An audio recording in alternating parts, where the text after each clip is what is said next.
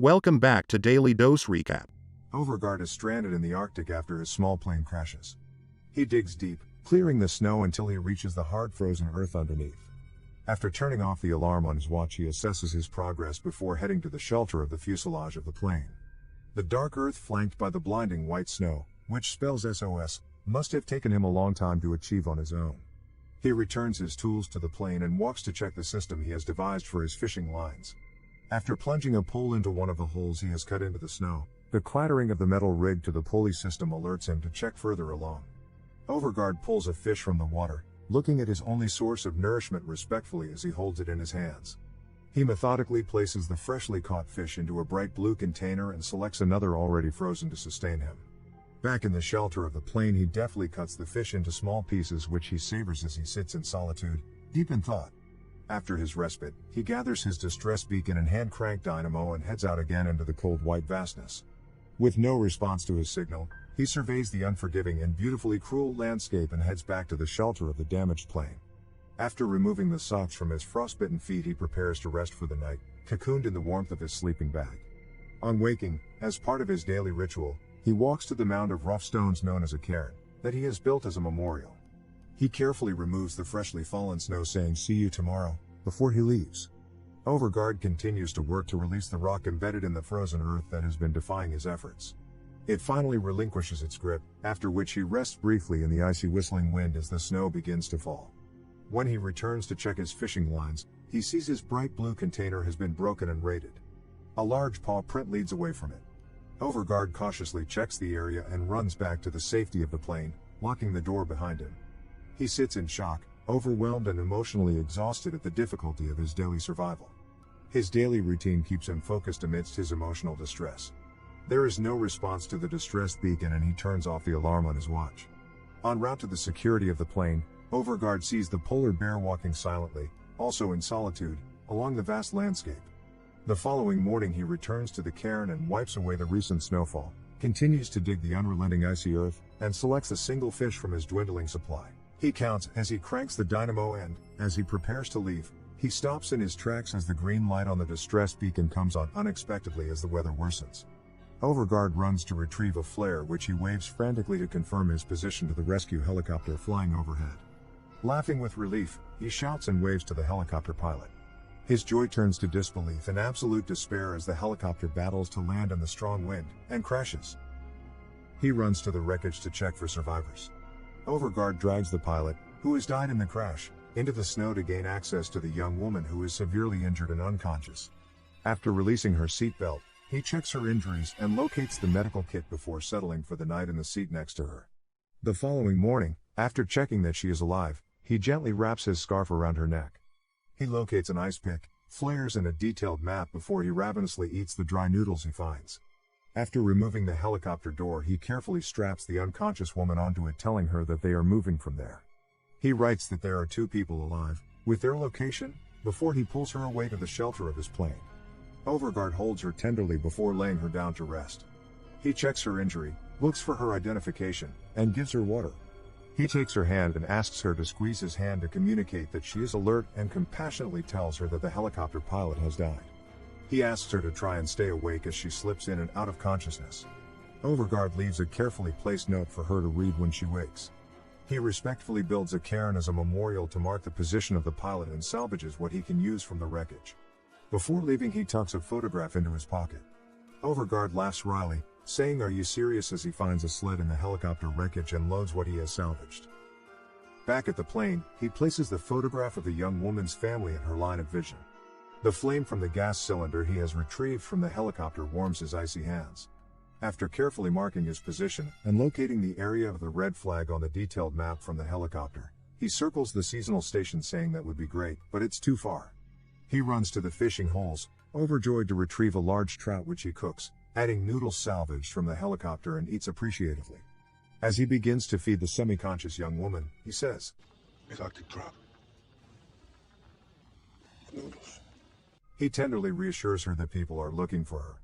Overguard sits beside the feverish woman and places his hand in hers, which she squeezes weakly. As her condition deteriorates, he makes the difficult decision to leave the safety of the plane and to take the direct route to the seasonal station. He gathers the provisions they will need for the journey, securing them and the woman to the sled. After leaving a note with their identities and destination, both at the plane and the helicopter, he begins the arduous journey, pulling the sled behind him. Overguard checks his bearings and stands looking apprehensively at the vast icy rocky tundra ahead. He reassures the unresponsive injured woman that they are doing fine and stoically continues to drag her along. They halt for the night and he digs a snow cave where they take refuge with him, encouraging her to stay alert as he feeds her.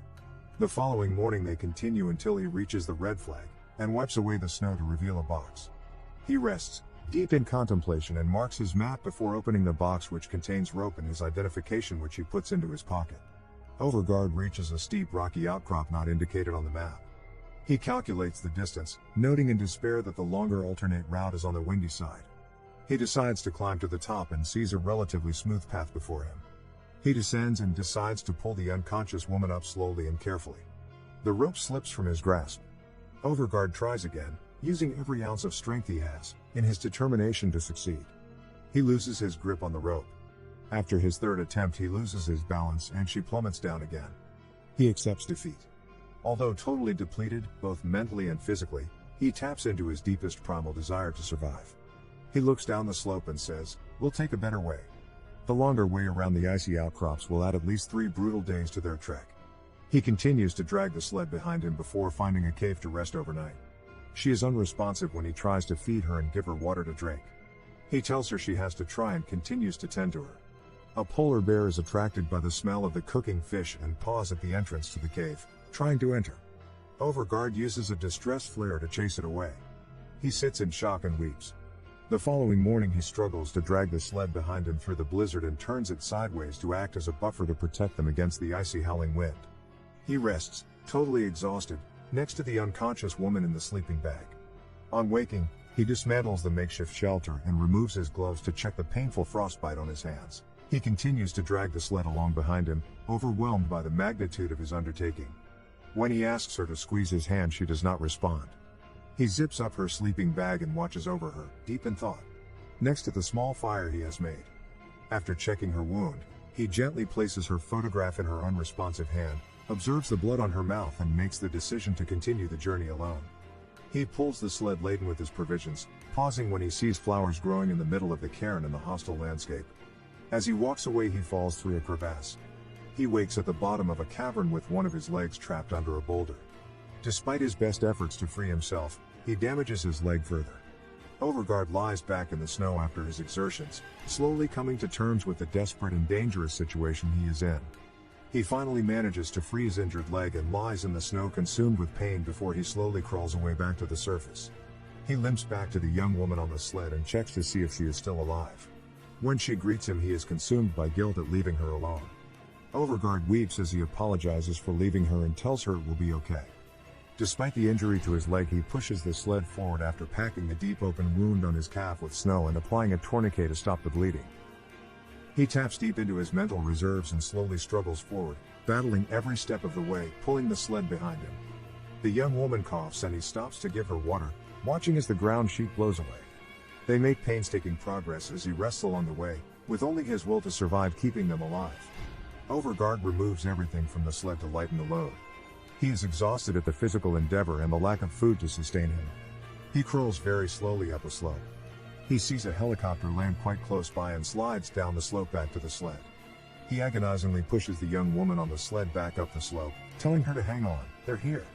Overguard is so weak he is barely able to stand, but he shouts, trying to get the helicopter crew's attention. He sinks to his knees and shakily lights his last remaining flare with his frostbitten hands, which they do not appear to see. In his desperation he removes his red parka, which is the only thing that will keep him from freezing, and sets it alight to try and attract their attention. The helicopter flies off into the distance as he takes the young woman off the sled and holds her in front of him, saying, "She's right here." He stands in disbelief, holding her close, saying, "It's okay, you're not alone." She responds when he asks if she can hear him, telling her repeatedly that she is not alone and that it's okay as he gently lays her down on the snow. Overguard is incapable of continuing and completely devoid of energy and hope as he lies down in the snow with his head next to hers, and holds her hand. As these two damaged bodies and brave souls seem resigned to their fate after defying the odds for so long, they take small comfort that they are not alone. A helicopter lands close behind them, which they do not acknowledge as the movie draws to a close.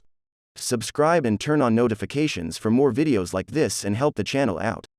Thank you for watching.